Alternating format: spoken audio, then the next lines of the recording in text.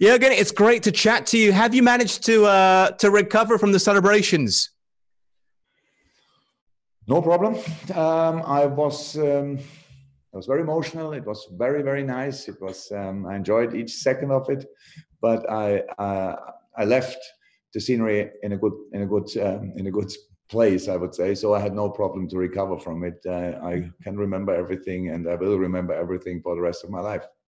It's amazing looking back at your career and reflecting, because you've overcome so many challenges, Jurgen, from your times at Mons, where you were denied promotion on the final day, back-to-back seasons.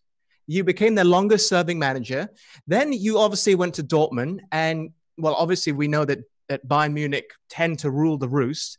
You won back-to-back titles there, and now you've done this at Liverpool. What's been your greatest achievements for you personally? Well, pretty much all of them. So I think that life is long enough to that you don't have to say this was my greatest achievement. And I don't know, maybe the greatest achievement is still to come. It would be not bad. Yes, but you're right. I'm the example for failing big doesn't make you a loser for the rest of your life. You just have to try again and again and again, because the challenges, the bigger they are, the more difficult they are to reach, and or the targets, the more difficult they are to reach. And that means then maybe you have to try it a few more times. I'm obviously one of these guys. I rarely get things in the first moment. You could say I have to stay on track for a while, for a little bit longer. But it's I'm blessed with unbelievable people I work together, and I'm blessed with incredible teams. I always had incredible teams, so that made life easier for me. How do you keep yourself motivated though after failure?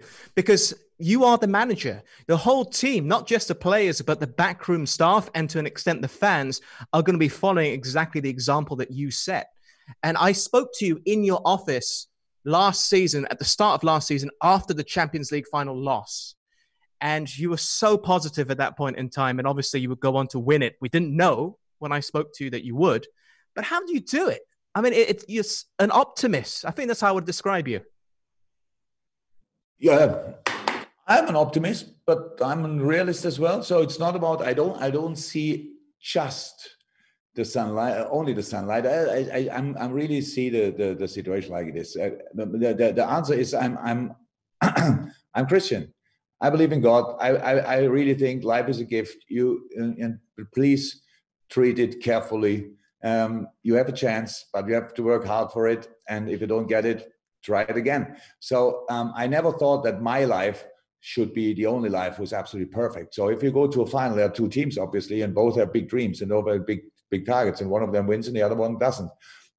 So that doesn't make them better or worse people. It just makes one of them get the gold medal and the other one gets the silver medal. So you can see it as an achievement. And for going to a final, in my view, is a success.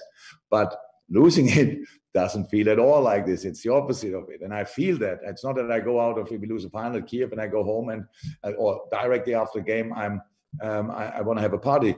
But a few hours later, when I had time to reflect on it, when the first emotion, the first disappointment, sadness, frustration has gone, then I can open my eyes again and have a look and in the future, and there's another chance. As long as you are healthy, you always can. You always have a chance in sports. That's how it is. And well, I was healthy, so I thought there's another chance, and that's what we tried. But I know how setbacks feel, and I feel them massively. I feel the responsibility in it. I feel much more responsible for defeats than I do for victories. That's all my personal challenges. But in the end, it doesn't take a lot of time to give me the chance to stand up again and fight again. So that's it. Yeah. I've also looked back at your first ever press conference as Liverpool manager. A slightly younger looking Jurgen Klopp, I guess. Thank you very much. I had 4-month holiday before that. That's why you're looking quite tan. I'm watching it. Let's just play it first. But in a special Liverpool way, we can be successful. When we can wait for it, of course. But I don't want to say we have to wait the next 20 years and I'm sit here again. I know when I sit here in 4 years, I think we won one title in this time. I'm pretty sure. If not, the next one, maybe Switzerland. Yeah. Now, obviously, you've done exceptionally well at Liverpool. Is this the greatest promise that you've ever kept?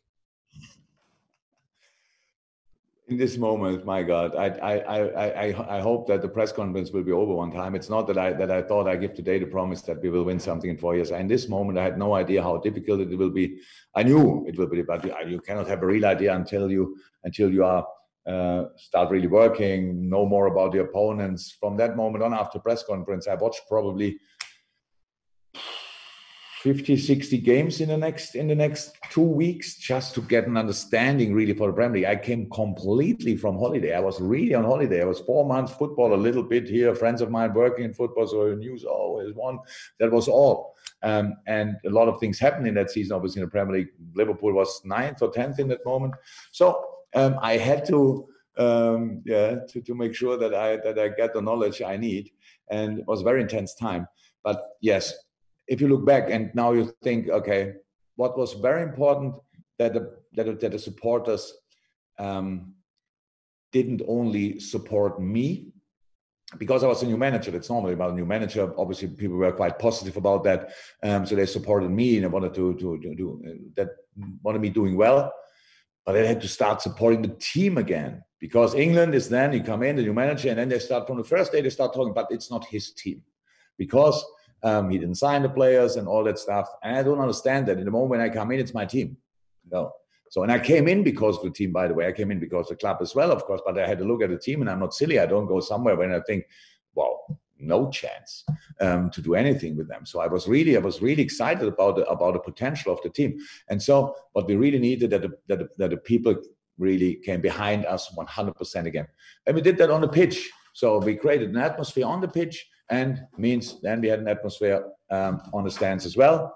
And that's how it all started. And here we go today. And maybe we learn now for the rest of our lives that when you really believe in something and you believe in something with a lot of people, it makes it more likely to happen. And that's nice. Why 4 years? Why did you give the target of 4 years? Why didn't you say 2 years or 10 years? Probably because I had a 3-year contract in that moment. And I thought if I get a new contract, then we must have won something. I don't know exactly. But with Switzerland, that was a big misunderstanding. I thought then they can try to get a manager from Switzerland because I'm from Germany. And the people thought then I think I have to go to Switzerland. So it was a big, that sounded like an offense to Switzerland. I couldn't be further away from my opinion. I like Switzerland. It's a wonderful country, so close to my home country as well. So that was a big misunderstanding in the first press conference. I remember that. I'm glad that we've cleared that up so everybody now knows.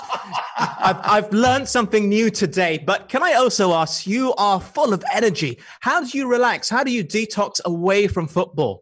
I mean, I'm sure you spend time with your family. I'm sure you love that as well. But when you're alone, I mean, what's on the box for you? What are you watching? What keeps you entertained and relaxed? I sleep. That helps. To be honest, that's what I like to do.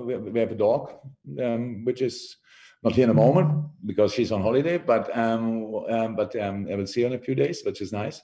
I watch movies, and honestly, that's because you asked now, and I watched it last night the second time in 4 days. Unbroken. Louis Zamperini. The story of Louis Zamperini. Who didn't watch this movie yet? You have to watch it. It's just unbelievable. If you think I went to darker moments by not getting promoted and then still keep believing in that there's a chance for me to win at one day in my life something, watch this story. And we are all like this. The mentality of this man, the character, the resilience is a role model. The things what he learned about life is unbelievable. Watch it. Okay. Will we see you in Malaysia sometime soon, hopefully? When traveling is allowed again? Of course. Yeah.